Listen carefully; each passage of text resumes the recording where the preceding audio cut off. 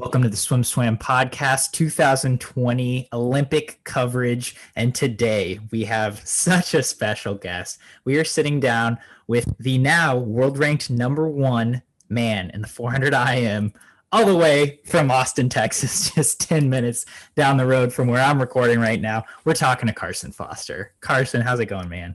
I'm great. How are you? I'm doing good.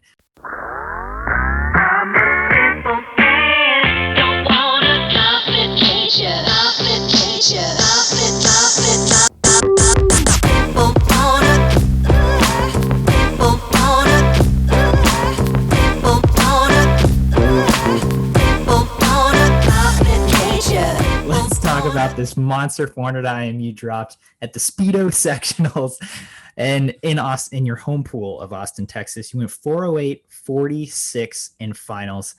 Tell me about the swim. Yeah, I mean, to be honest with you, I wasn't trying to change much from trials besides the fact that I wanted to just be a little bit more relaxed the first 50. I by no means have perfected the 400 IM. So, I mean, I make mistakes in the race, and I think I made a small mistake at trials and jumped on probably the second 50 and the third 50 a little bit too hard, and it backfired. So to just come back now and be able to redo it and have kind of like a redemption swim, just focus on really taking the first 150 out smoother and just trusting that I have good, easy speed and trusting that my breaststroke is better than I give myself credit for and that I have a good freestyle. So just give myself a chance to come home, and it worked out. Like I feel like I executed well. But I still have a lot of things in that race that I know I could fix. And so definitely motivated going in the future. Was it harder or easier this time around at this sectional meet having no one to race or no one around you? I think a little bit of both. Obviously, I mean, there wasn't like, I as much as trials was hard with me feeling like I should have been able to make it, I truly do think I'm better when I'm racing someone. And I mean, that comes out in practice. Like I'm always faster when I'm next to someone. And so I do feel like I race better when people are in my face and when we're battling. And unfortunately with NCs and with trials, I mean, obviously I think those were both just, I panicked a little bit the first part of the race, just because I've gotten so used growing up in the event that I always like to swim ahead. Just with age group swimming, I was always like that and just got so comfortable out in front.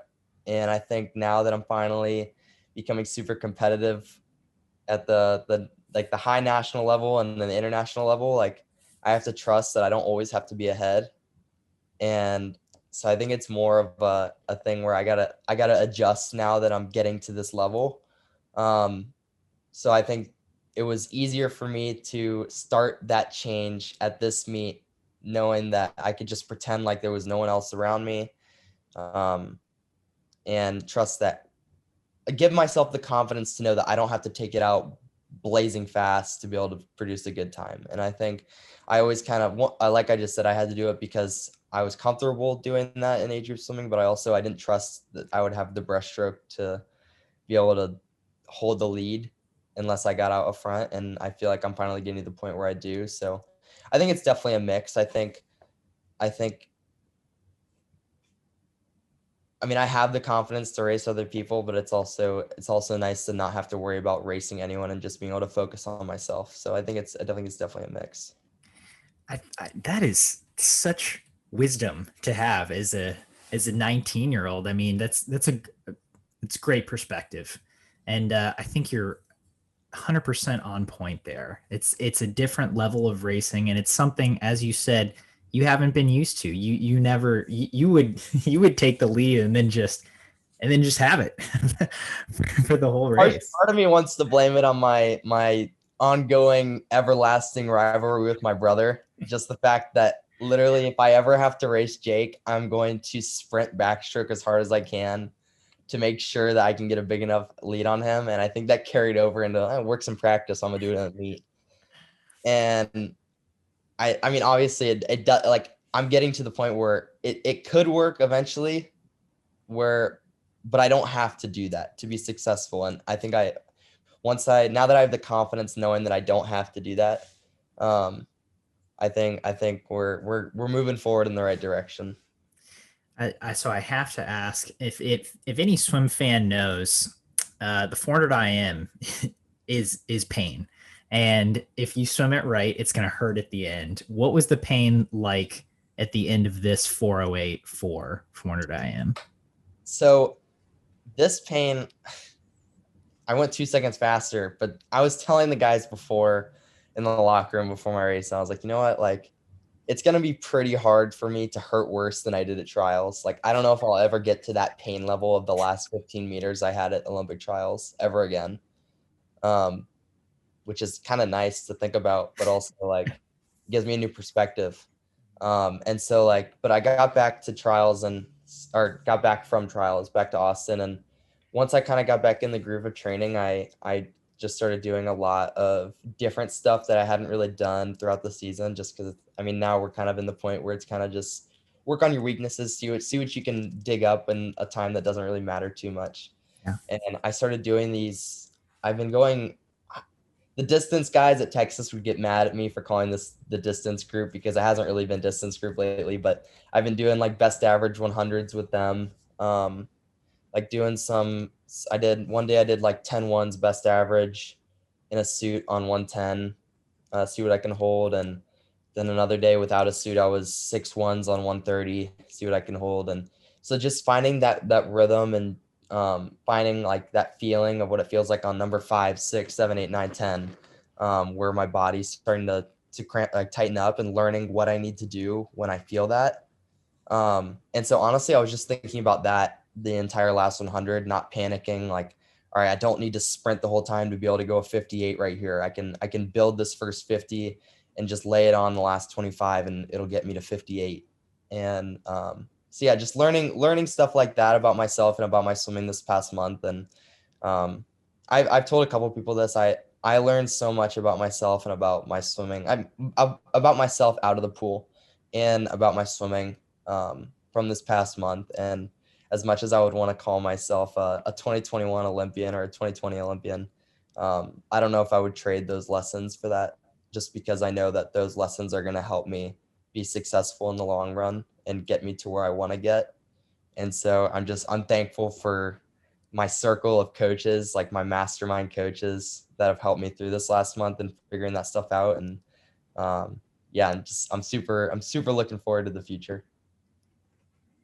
I'm beaming. This is just great to hear. Uh, okay, so you're going to the hurt box. You're going to the cave of pain, and you're drinking from the fountain of wisdom within. I love it. This is awesome. You so I have to ask, on these 10-1 suited, were you holding like 58s? Were you holding I was 54s? holding 57s for the most Okay. part. Which, I mean, I had never done anything like that before, really, so I wasn't sure. I mean, Eddie seemed to be happy with it, so I was happy with it, but I hadn't really done anything like that before. And to me, 57 seemed about right, because that's what I want to. I mean, if I want to be competitive and be where I want to be on the international level, I need to be 57 or faster. And I know that's where I need to be. My coaches know that's where I want to be. So it seemed about right. Just try and hold 57s. And it wasn't like I was super gassed after the set, but it was a good effort the entire time, where I was holding this consistently the same effort. Listen, Yishi Wen went 58 in 2012 to bring home her 400 IM. So I think if you're 57, that means you're there. You've Yep. gotten to the promised land. Anything So better than a 1008. I'm sure that number will Yeah. stick with you for a while.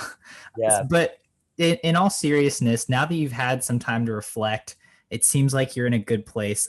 What do you make of that 2021 Olympic trials just as a whole? Not even just that 400 IM. Obviously getting third sucks, but how have you reflected on that whole meet?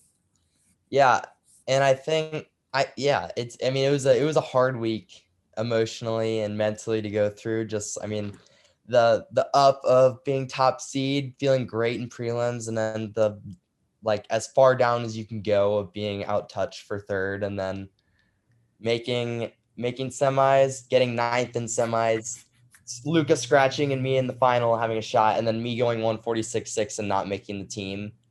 I mean, so it was just a roller coaster of emotion, and uh yeah, and I mean, on top of that, it was a really hard month after that to see training camp go on and get back to Austin after not thinking I would be back here until August. And just, I mean, I'm so lucky that I have the teammates and the brothers on down here that I have, and my family and friends back in Cincinnati, and my coaches down here, because it truly, like, I don't know how I would have gotten through this month without them.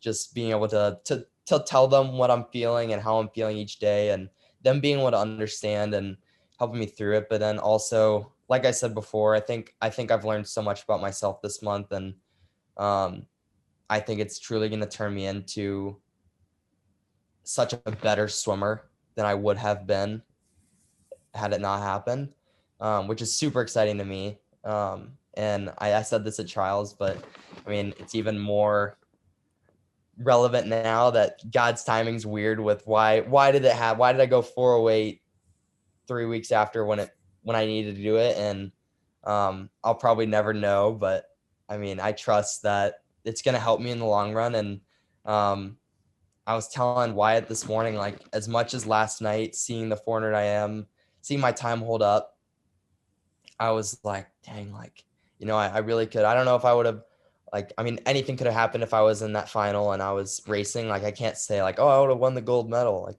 you don't know, because, I mean, anything could happen when you're in an Olympic final. And, but to still have the world number one time, like, that's the biggest accomplishment I've ever had in my swimming career. And so I can't even be upset. You know what I mean? Like, I have to take what was given to me and just be super, super thankful, because there's so many people that would want to be in that situation. And so I'm not gonna sit here and fret about having the number one time in the world but not getting anything to show for it, just because that's a huge accomplishment in my eyes. And so I'm just super thankful for that. I was obviously going to ask about how you felt watching that final, but it's like we also saw Diaceto, who is racing in his home country and who looked primed to get that, Japan's first swimming gold, missed the final too. So it's like it seemed all around just kind of like a weird event. And then obviously, it's like Chase won in 409, Jay and Brendan medaled in 410. It's just like, but it took 410 to even That's what I make was about the to say. final. It was mixed, because there was definitely, I mean, even though the final wasn't fast, like, those boys had to do some work in prelims to get there. So, like, as much as people are saying, like, oh, it's so slow, like, those guys, I mean, if you look at what they would have gotten, like, at years past, like, they wouldn't have medaled. But at the same point, like, if you look what it took to make the final in the years past and the energy they got to save, like, those guys didn't get to do that. And so, I mean, I think it goes both ways. Like, I mean, it's just how you had to spend your energy. And I think all those guys had to spend a little bit more energy in prelims because it's such a deep field this year. That's great. That's great insight. That's why we talk to you for this 400 IM knowledge, because as swim fans, often we're just like, well, why didn't they go faster? Come on, and Yeah. you don't think about the actual physical tax swimming 400 IMs in a day takes. Yeah. And I think back to, like, when I was watching, I was picking up dinner last night after the meet, and it was 8:30 right when I was, like, leaving the dinner place to go home. And uh so I just watched it in my car before I started driving. And I was watching it with my brother, and we had it on my phone, and Chase turned it to 300. I was like, I think my time might hold. And then it did. So there was, like, a very mixed emotion there, like, being like, that's so cool. I'm still gonna have the number one time in the world, but also, like, it just, I mean, and I shouldn't even be upset, because it proves to myself that I'm getting to where I want to be on the swimming level, or, like, for my goals. And if anyone were to win the Olympic gold and you're not there, you want it to be the two guys that beat you. And so for them to go first and second, I was pumped about that. It was awesome. Yeah, we were pumped too. I was at Mel's house. We were screaming and cheering, and that was a really exciting moment. You had you threw down another great 400 last night. You were 348, and obviously that didn't happen in the last month with all this distance training. But what did you make of that 400 free? I was happy with it. I mean, if you looked at the splits and saw how I swam it, I wasn't the most like thought out executed plan. But I mean, I told Eddie and Wyatt, like, I kind of want to start swimming it just because it's like, I mean, my two best events in my eyes are the 4 a.m. and the 2 free. And if you combine those two, I feel like it's the 4 free. I could be wrong on that, but that just seems logical to me. So that was my thought. And so I wanted to start training for it. And I mean, I need to train for it more than just 3 weeks, but to truly see improvements. But I took it out in 52.9, which I think is only like a half second slower than when I took out my 2 free trials in. So, and I was 151 or 150 point to the feet at the 200. And then I kind of came crashing down a little bit at the end. But I think that's, see, like that's where, to go back to what you asked earlier about, do I think I would have gone faster with a race? I think I would have gone faster in that race if I had someone like Kieran Smith or Jake Mitchell next to me to show me how fast I was going out. Because I just assumed like to go 345, you got to go fast the whole time, which you really don't. And I realized that last night. Like, you pace yourself and you go that time. But so if I had someone next to me that actually I feel like knows what they were doing in that race, and I could kind of use them as a little like a benchmark, then I feel like I could have gone faster. But I'm looking for, that's like another event where like I'm kind of looking forward to just training for something new. And I don't know, maybe swimming at nationals or world trials or something like that. I'll probably never be able to do it at Olympic trials, but I mean, it's kind of like a fun event to train for. I don't know if I agree with that one, but I'm glad you think so. Because I'm stoked to see Carson Foster 400 free in the future. Carson, I want to be respectful of your time. I really appreciate you coming on today. It's always great talking to you. Any parting thoughts before we sign off? No, I'm pumped to watch USA this week. I'm rooting. I'm especially excited to watch Drew on Tuesday morning our time. Hopefully Tuesday night as well. So go USA, go Drew. Go Texas. Townley swims tonight, so I'm pumped. I'm pumped to watch USA. You've been listening to the SwimSwam podcast. Stay tuned for new episodes every week. You can take SwimSwam podcast on the go by subscribing on your favorite podcast platform. Look for links in the description below, and be sure to subscribe to our YouTube channel for more videos as well.